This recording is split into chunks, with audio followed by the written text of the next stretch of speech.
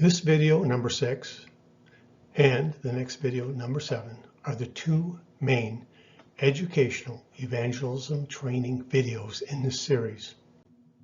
This video number 6 focuses on how Jesus delivers from the wrath of God that is coming. The next video number 7 focuses on how Jesus delivers from the slavery to sin in this life. Both of these videos, number 6 and 7, demonstrate how Jesus and the apostles did the work of evangelism. Video number 8 will discuss the type of response you should expect from people and why it is so important to stick to the biblical pattern of evangelism. To demonstrate how Jesus delivers from the wrath of God that is coming, this video teaches that we must reason with people about God's absolute righteousness, about the people's sins, and about the judgment that's coming. This is what Jesus and his apostles did. To most people, this message is foolishness.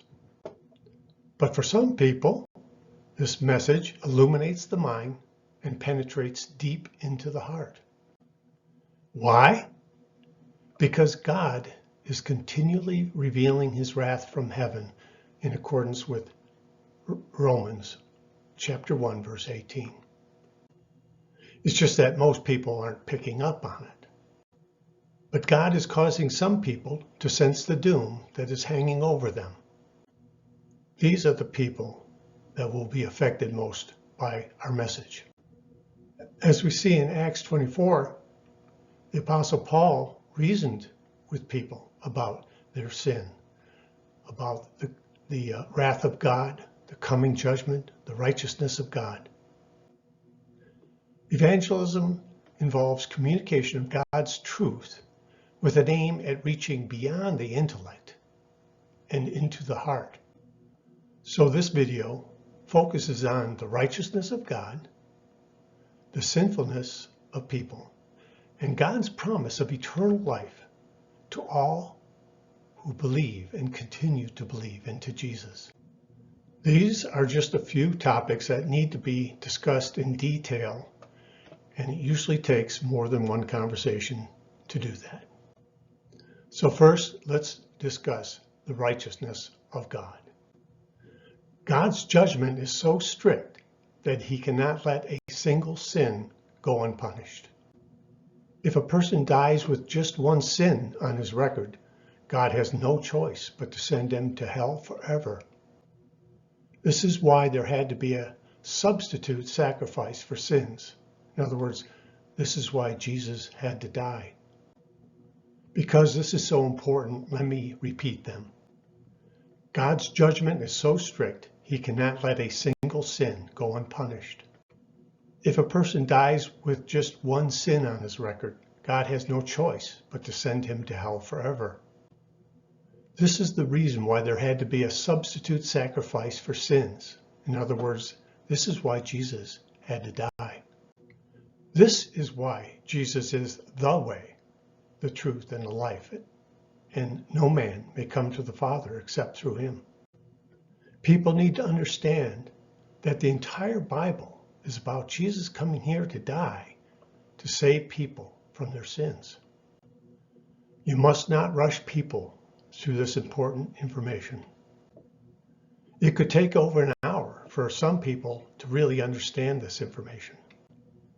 Until they understand it properly, they will not understand why Jesus had to die. They will not be able to properly value and appreciate the gospel.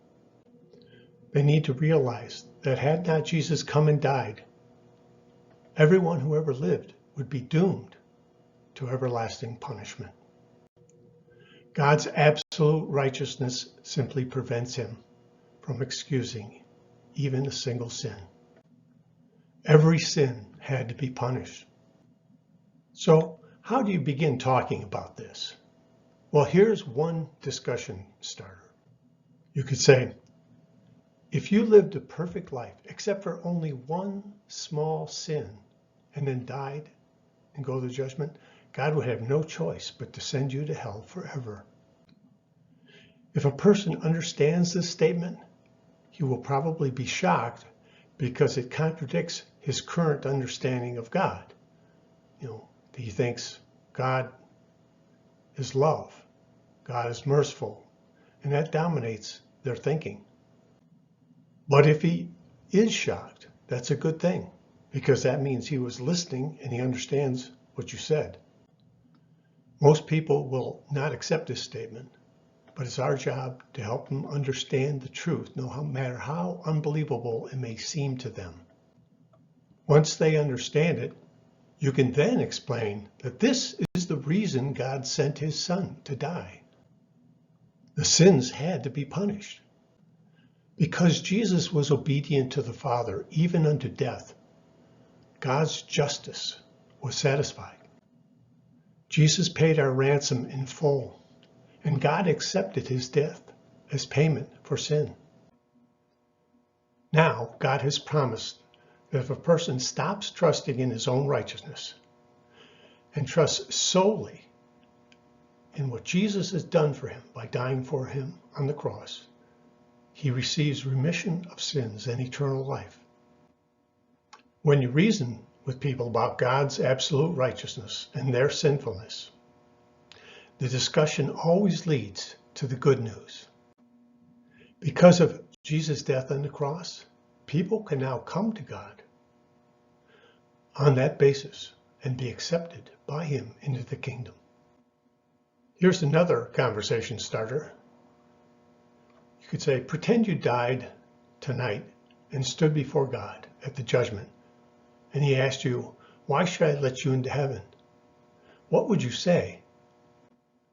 Usually, the person will say something that suggests that he thinks he's a good person, and that's why God should let him into heaven.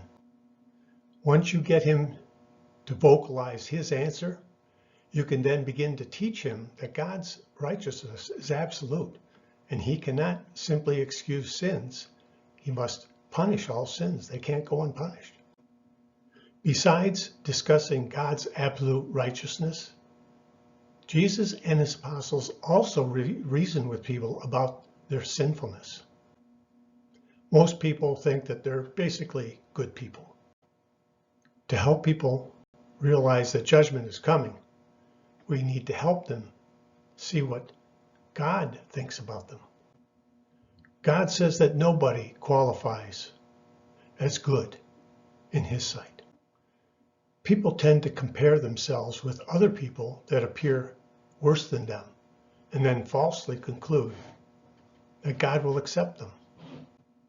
But God looks on the heart, knows all things, and he sees the corruption.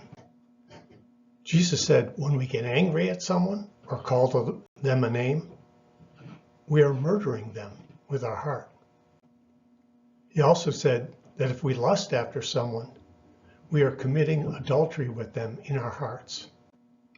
God considers all people to be hostile toward him because they live their life as rebels against him. By living our life the way we want to, we've acted as if we have the right to please ourselves rather than to please him. In other words, we have lived our life as if we are God and not him. To reason with people, we can rehearse the Ten Commandments with them to help them assess their righteousness in light of God's laws. To see how this is done, I recommend you view a few of the videos that have been made by the evangelist Ray Comfort. You can search for Living Waters Ministries on YouTube and see how he does this. To summarize what we said in this video so far, we must reason with people about their sinfulness and about God's absolute righteousness. You don't have to be an expert to do this. Just help people to understand God's assessment of them, and then quote some verses about his unwavering righteousness and demand for righteousness in us. If you're patient take the time necessary, unbelievers will begin to understand that according to the Bible, they are currently headed for everlasting punishment.